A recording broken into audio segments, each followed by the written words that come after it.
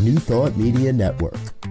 We are a global broadcast network of positive music, media, and entertainment, inspiring humanity's evolution along the journey of enlightenment and creating a world of love, peace, empowerment, and prosperity for all. New Thought Media Network. Positively inspiring.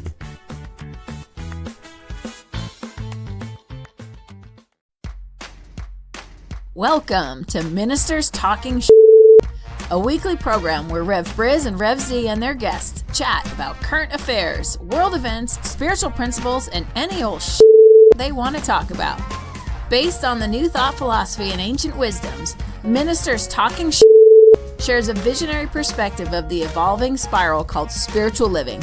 Join us each week as we explore the emerging paradigm of life on planet Earth and beyond.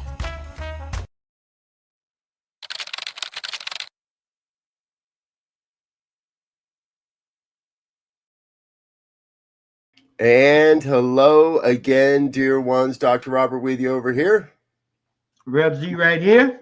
And this is Ministers Talking Shit for May 2nd, 2025. May Day was a heck of a day out there in the world, and today is going to be even better because it's the 2nd of May. How was your May Day there? Well, and really, I'm looking forward to Sunday. May the 4th be with you is what I'm looking forward to. Yeah, I've been thinking I need to buy a lightsaber. You can do that now. You can buy lightsabers now. They're non-lethal. Yeah. They're non-lethal lightsabers, but you can buy lightsabers. And tomorrow, World Labyrinth Day. Get out and walk a labyrinth tomorrow, folks. Find a labyrinth somewhere. Oh, yes. First Saturday in May every year. And, of course, we're doing all of this because we got to remember tonight is the big night here at New Thought Media Network. I forget where I am sometimes. On New Thought Media Network. It's our 5th anniversary celebration. We're kicking it off at 4 o'clock Mountain Time. Join us for music, fun, friends. Bring yourself a beverage. Only available on YouTube. Join us on our YouTube station at 4 o'clock Mountain Time for our 5th anniversary. You know, see, sometimes it is it gets a little big in the reflection department when I think back to where we were 5 years ago. And now, folks, here's a trivia question that might win you a prize today. When was the very first broadcast on New Thought Media Network? And that was March 18th. Because that's during the lockdown when all of this started really rolling, and I had done a couple of spot prayers, but nothing under the name, and then you and I got together pretty quick and launched this program, and we had a 12-hour live stream on May 1st, 2020, where I went for 12 hours of live stream interviews and musical guests and all of that. So in 5 years, I've learned something. We're doing a 6-hour marathon this time.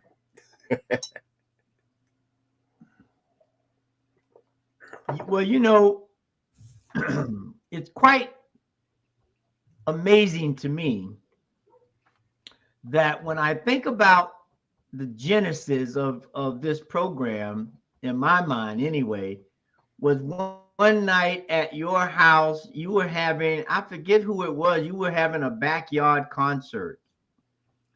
Mm-hmm. Bob Sima. And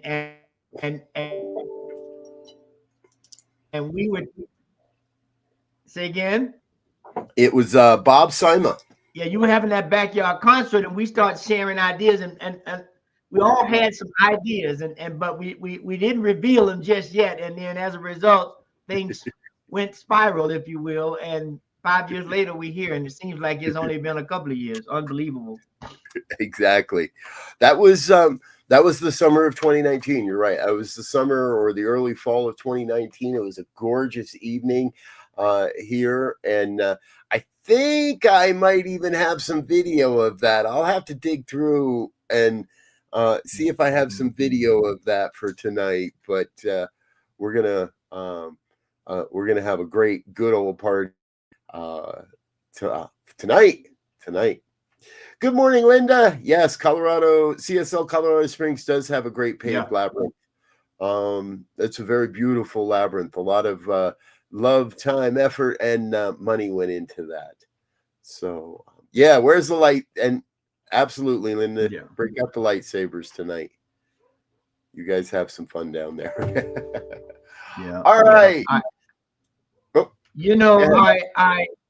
I'm sorry. I'm just going to say, I think about where we've come from, and in such a relatively short period of time, and it's amazing. Yeah, it's simply amazing. We went from, I dare say, we went from one Trump presidency. Applaud your vision for this, and keep. I think I heard a little bit about vision in there, so thank you. That's scary. Yeah, exactly. We went from one Trump presidency to another, and here we are. Mark Rubio is practically running the country, and in all of it, Shadur Sanders has to go to Cleveland. Did you see the quote? That Dion made back in 2018? That he said, no. He said, I like what they're doing in the home office or the back office. Or whatever. I like what they're doing in Cleveland, but if I were a young quarterback, no way I'd go there. I'd pull an Eli Manning if I could. Now that was back in so that was actually like 7 years ago. So that's even before his kids were, that's when his kids were just starting high school. So no disrespect to the Cleveland Browns. Any program can go a long way in 7 years. I think 7 years ago might have been when they didn't win a single game. But Shadur Sanders going to Cleveland. You didn't have that on your bingo card. Yeah. Not at all. I'd be a rich man right now. And definitely if I'd have said he'd have win in the 5th round. At the 144th pick, but it's a great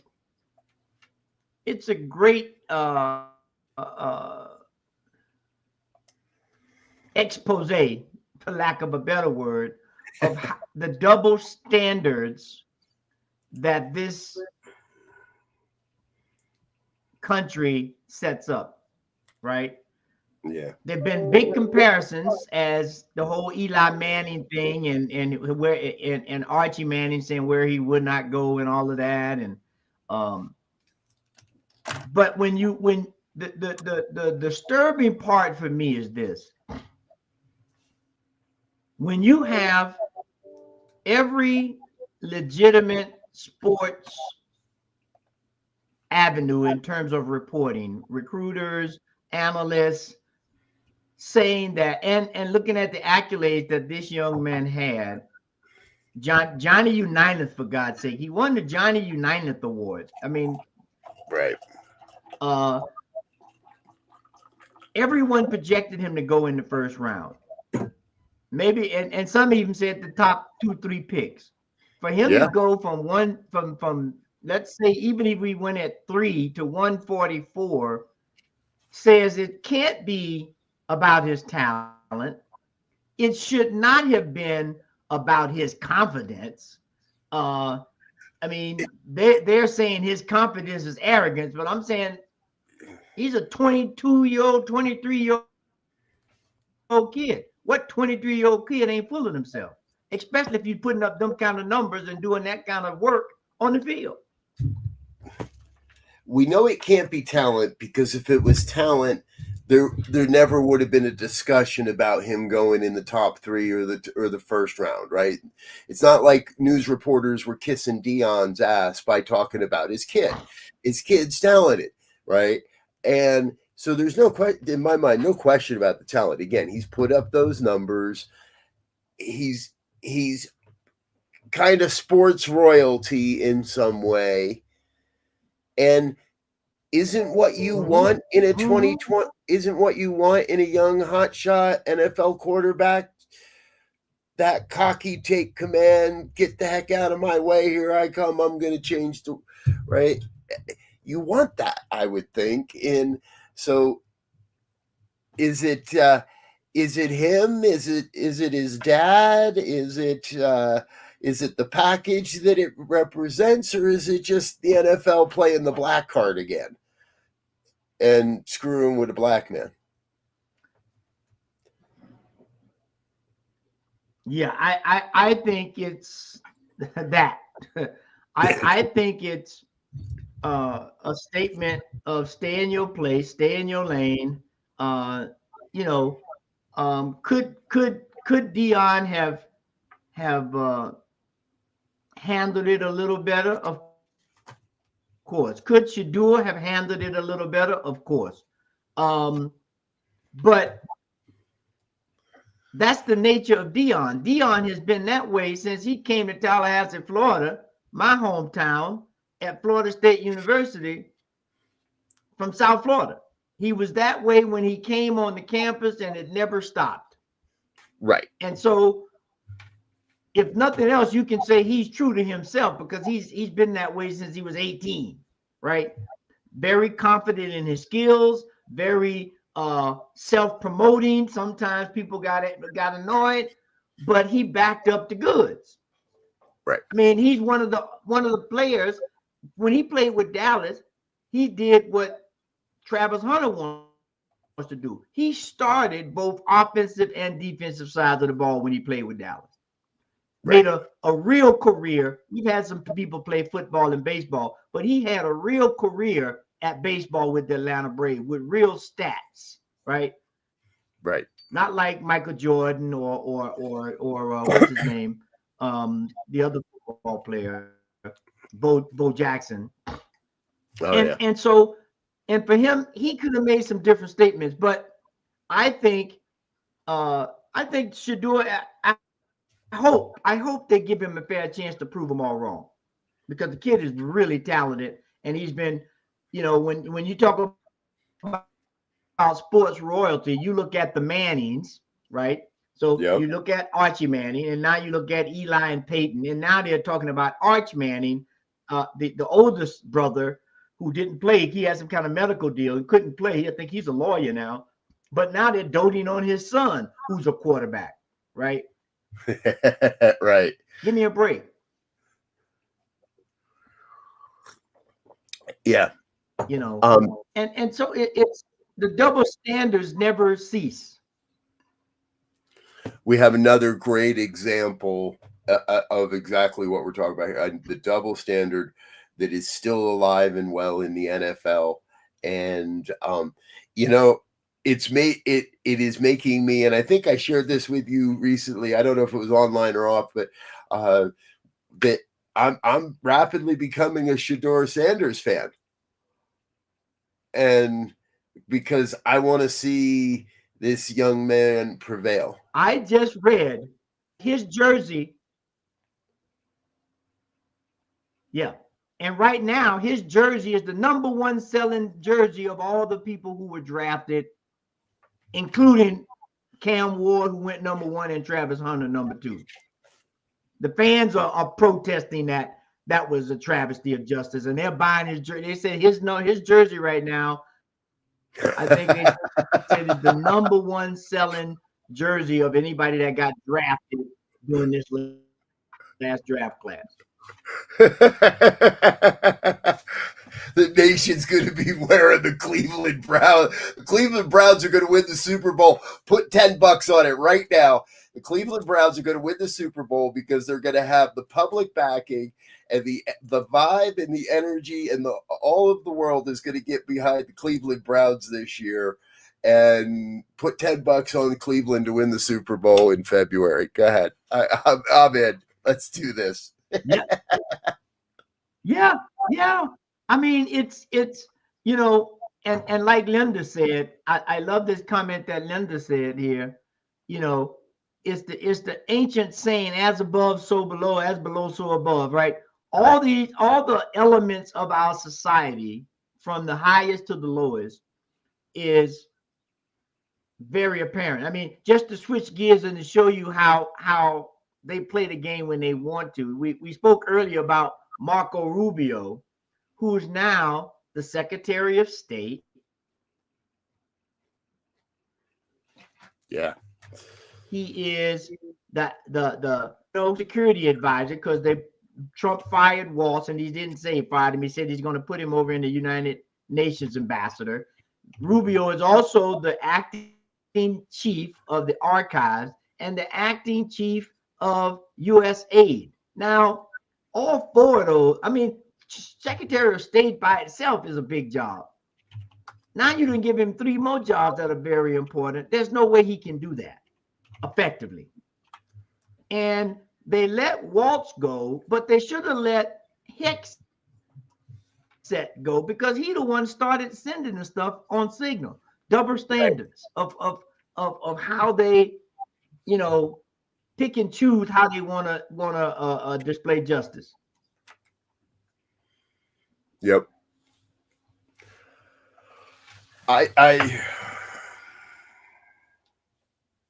never like to question someone's abilities, but it seems like having Mark Rubio in charge of everything, or so many things, all right, not everything, but in so many things, it's another step, in my opinion, from my perspective, it's another step towards the crumbling, the dismantling, the tearing apart of the federal government. Seems like every day it's more and more prevalent, more and more in our face. Like you and I, we've been talking about this for years. Others, I think, are just starting to see, and poll numbers are starting to slip for Trump and others. And because if you give one man that much, there's no way they can manage that much. And therefore, we're letting the foundation rot. We're letting the water sit in the basement until the concrete melts. We're letting the foundation of this whole thing fall away, and it seems like it's almost planned. Like, hey, guess what? We got nobody over here anymore. That's okay. Let Marco take care of it. Yeah, right. Knowing full well that we're just going to let that sit there and rot. And I'm switching all kind of gears here, but this one is close to my heart. I wanted to bring it up. Okay. So those that are listening and those that are listening later, those who are fans of PBS and NPR, Trump has signed an executive order to direct the Corporation of Public Broadcast to end federal funding. Right. Now, that hurts me, because I'm a paid member of both of those, and the news that they provide, the information that they provide, the children's educational programming that they provide, Sesame Street, for God's sakes, is going to be in jeopardy now because of some, I don't even know what the rationale would be to not fund those programs. But he said that's what's going to happen. So I would say for everyone, if you watch those programs, or if you enjoy any of them, please donate. I don't know if I can say that, but please donate to PBS and NPR. Yeah. Right on, Linda. Yes. Yes. Yes. Now I'm doing the same. Now is the time more than ever to support those voices, because this too looks like a strategic step. And Trump's got his pettiness, and we could talk about that with Harvard. But in this one, this isn't just pettiness. This is part of the plan to vilify the media Mhm. and to take control of the media. And if you can control the media and the narrative, well, we know what's going to happen. They're already doing it. Did you see the interview with Trump and Yep. the MS-13? And the man still thinks that those letters and numbers are tattooed on Abrego Garcia's knuckles. If you can't tell that those were added to the photo, you got some serious problems.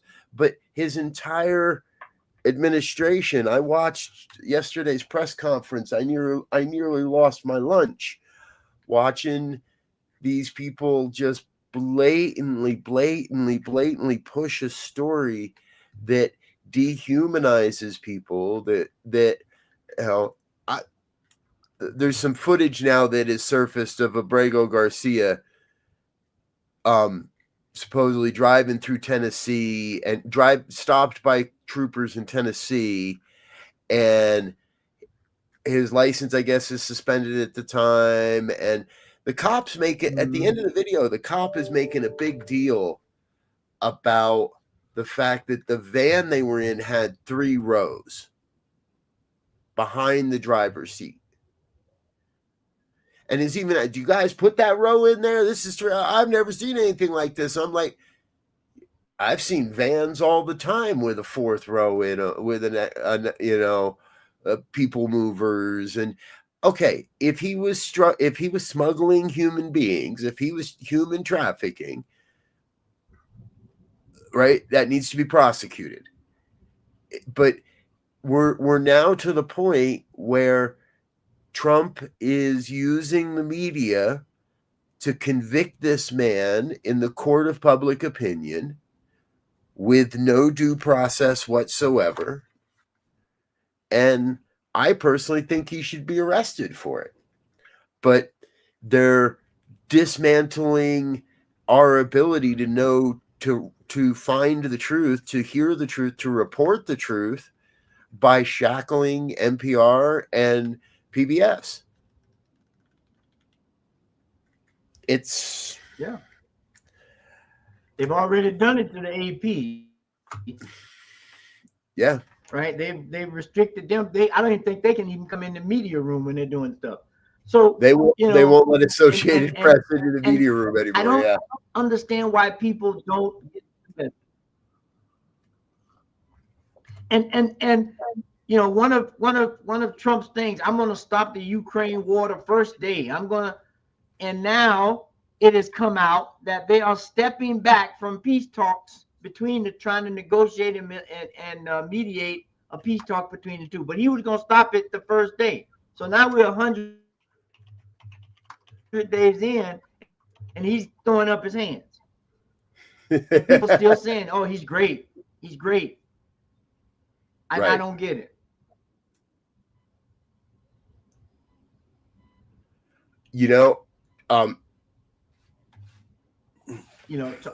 Democrats should push the heck out of this. Liberals and progressives should be pushing the heck out of this. You said it'd be done on day 1, and on day 100, you give up. Well, that's not the type of leader we need in America. And I would think those that believe in the Second Amendment the way some do, and those that are adamant about the strength and security of the United States, be reminded that this man is given up on what he claimed he could do in one day. You'd be fired if it took you 100 days to not do the job they gave you on day 1. I'd be fired if I didn't do the job after 100 days that I said I could do in one day. Yeah. And even more, more importantly, we got, like, my heart breaks right now because we're just throwing people to the wolves that are Russia. We are just going to abandon people in a war zone that need help, need support, and have been diligent models of democracy for.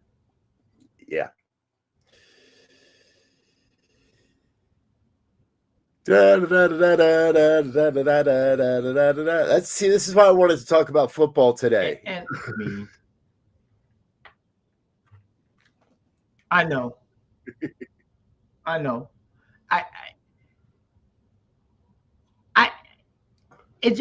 want to say this, and we can go back to football. Or we can go to anything but this, okay? Okay. But when I think about war and the ravages of war, now I was quasi in the military in that I went to basic training at Fort Knox, Kentucky, to catch up to miss my freshman and sophomore year of missing ROTC, and I didn't get commissioned. But I did go through basic training in Fort Knox, and we played war, if you will. Mm-hmm. And I'm telling you, I don't even want to play war, because the amount of stress physically, mentally, emotionally on our soldiers, or any soldiers, on life-threatening decisions, split-second decisions, ravish human beings. I mean, and now we've decimated the caretaking of our people who decided to take that as a career path. We are, leaving people in the lurch in terms of trying to stop wars, and we have to begin to look that this is not the answer. Human carnage and piling people up in morgues is not the answer to negotiating all issues. It's the cheap, easy way out. I'll just kill you. And so I hope, as a society, as a global community, we begin to look at that and say, this ain't working.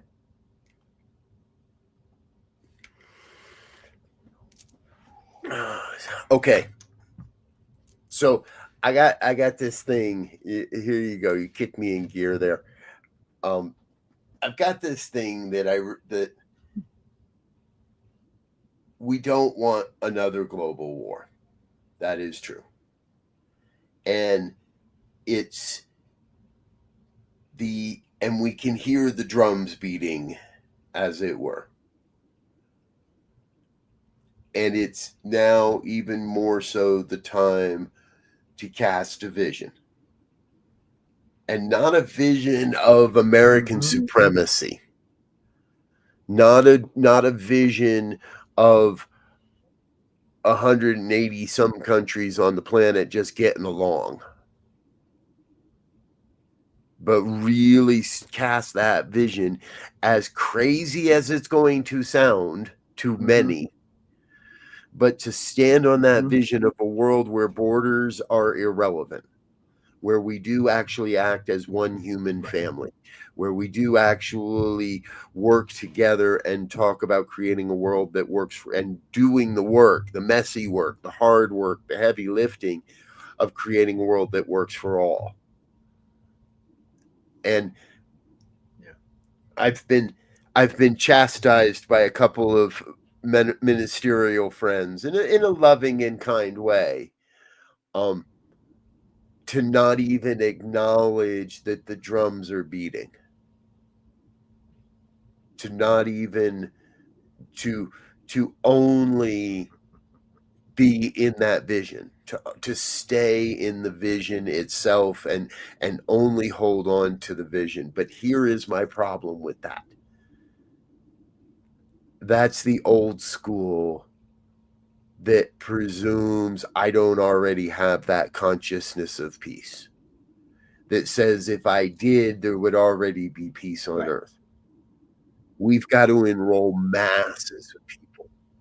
We've got to enroll hundreds of thousands, millions, billions of people in a vision that says we can live on this planet as one human family, where borders are irrelevant, where there is an ample sharing of resources and housing and food and everything necessary proliferation of human life. Because if not, if we're not talking about it in a way that acknowledges the drums are there, the people will listen to the drums. And I don't want to see that. Right. And you know, and you know, when we look at the weather that's been happening across the country with all these tornadoes, they have come up with a system to warn people called, warning horns or warning whistles, that if a tornado is in the area, that thing cuts on and they tell you to take cover.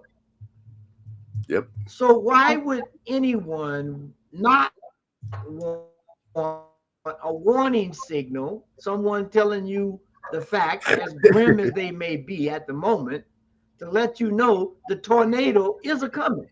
The tornado is Go coming. to the middle of the house and get in the bathtub if you ain't got no shelter underground. But the tornado is coming. It's been sighted, it's on the ground, and it's moving your way. Now, when we look at what's happening in our society, we have all kind of tornado sirens going off. When we look at how the media is being shackled, when we look at how a simple game of football is being skewed because of whatever, right? Personalities. When we look at the educational system being dismantled, when we look at the justice system being jostled in not going by the Constitution, but going by someone's whim, those are the tornado sirens being flared everywhere. Right. And so if you're not going to be a first responder, someone who's going to go out there in the midst of it and try to save lives, then go in the middle of the house, get in the tub, and we'll blow another whistle when it's over. Yeah.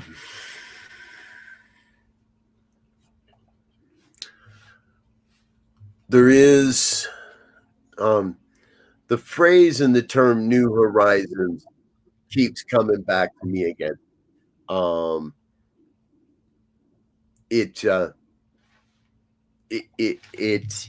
It's time for us to look to a new horizon. And I remember being taught that in ministerial school somewhere, that we should keep our gaze above the median. And this is both physically and metaphorically. Keep your gaze above the median. Keep your gaze to the top. Keep your gaze above that line that is just the normal. Because far too many people do walk around with their gaze down towards the ground, watching the sidewalk in front of them. If you keep your gaze up, you're not going to miss anything. You're not going to fall in a hole. You're not going to get... And we need more and more people to be leading the charge, as it is, leading the parade with, oh, wow, I just had an idea. And leading the parade with their gaze up. So... Yeah. Well, and you know, I was just going to say real quick, that horizon thing, as soon as you said it, I thought about flying. When a pilot is in the plane, they have that little gauge that shows you to keep with that when your plane is up looking at the horizon and going in a straight place. And if it starts going sideways and getting off balance, your flight pattern is changing. Great metaphor as to what you were saying. Yep. So let's finish with this. We got just a little bit of time here, a couple minutes. Trump is planning himself a birthday party, from what I understand. And it's going to include a parade. And it's going to cost the American people a shit ton of money. Let's just put it straight.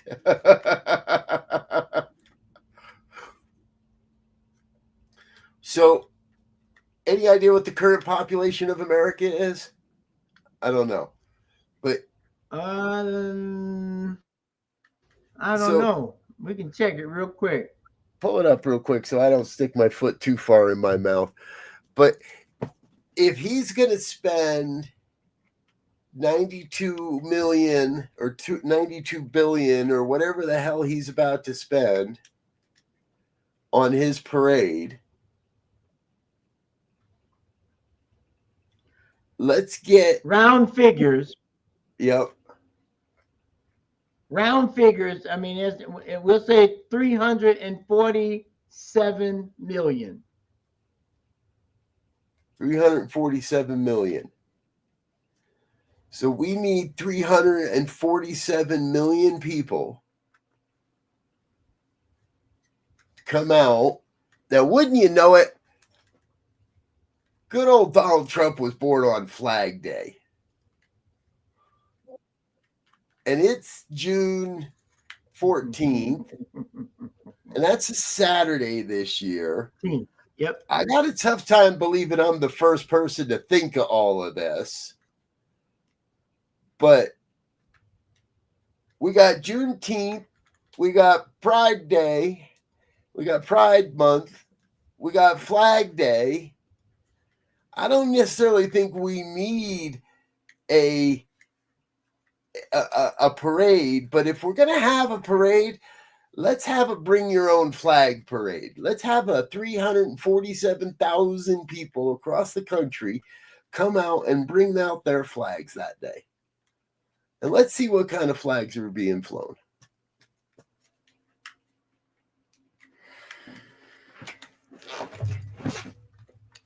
Yeah. I mean, you know,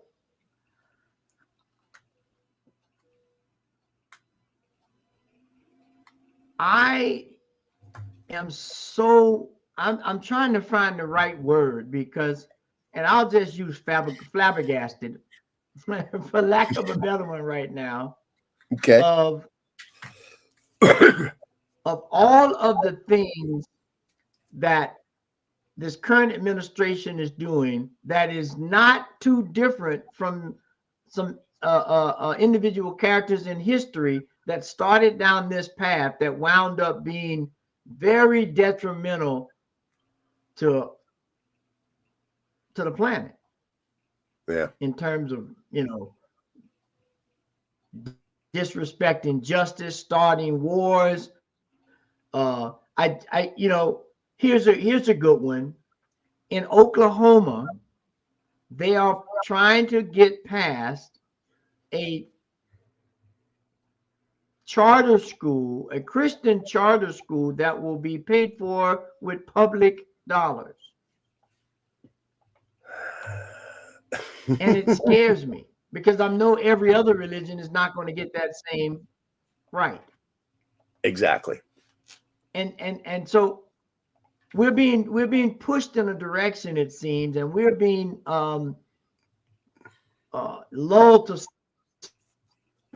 sleep with a bunch of distractions and really not realize and recognize the country we're living in. It might be time to start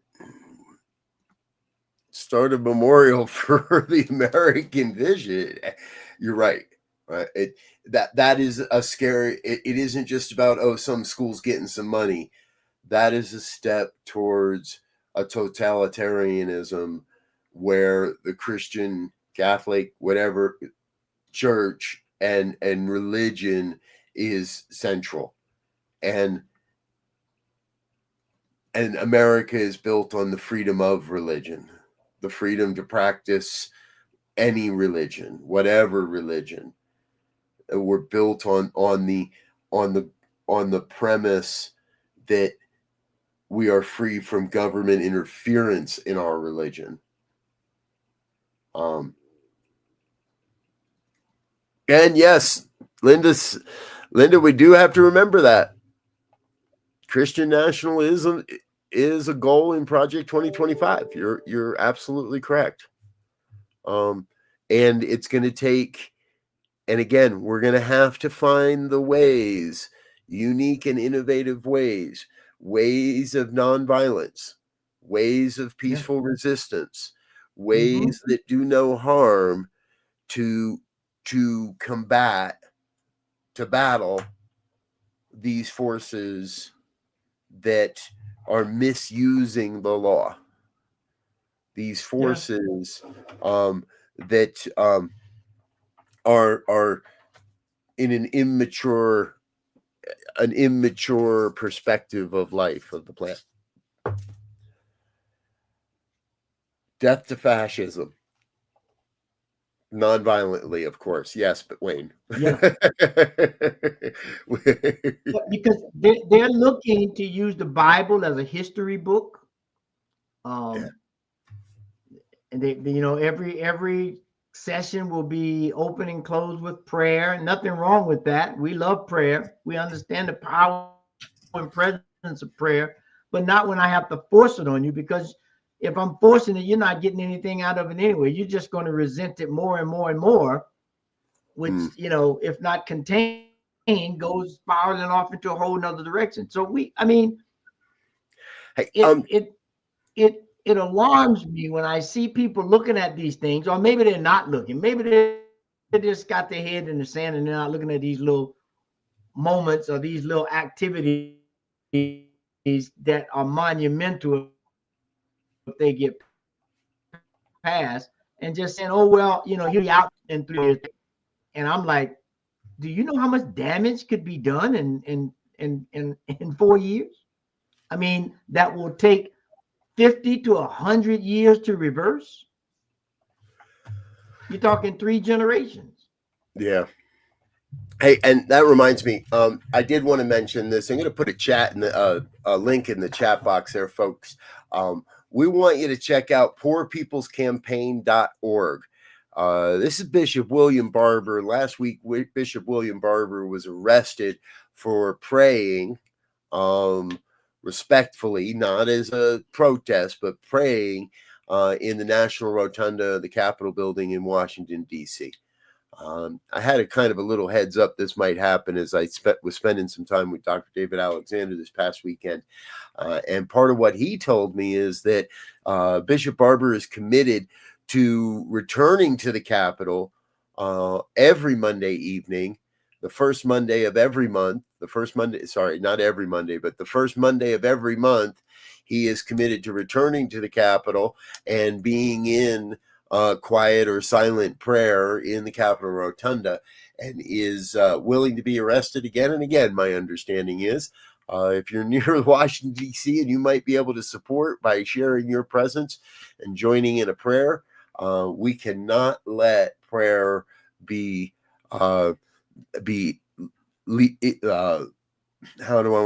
can't let them arrest Bishop Barber for prayer. We can't let anybody be arrested. We can't let anybody be arrested for prayer. And it's another one. I'm like waking up my social activist roots, I guess, that I never had. Because I want to go down to the state to here in Colorado and go down to the Capitol and start a similar First Monday prayer. I don't know if I can make it this month or not.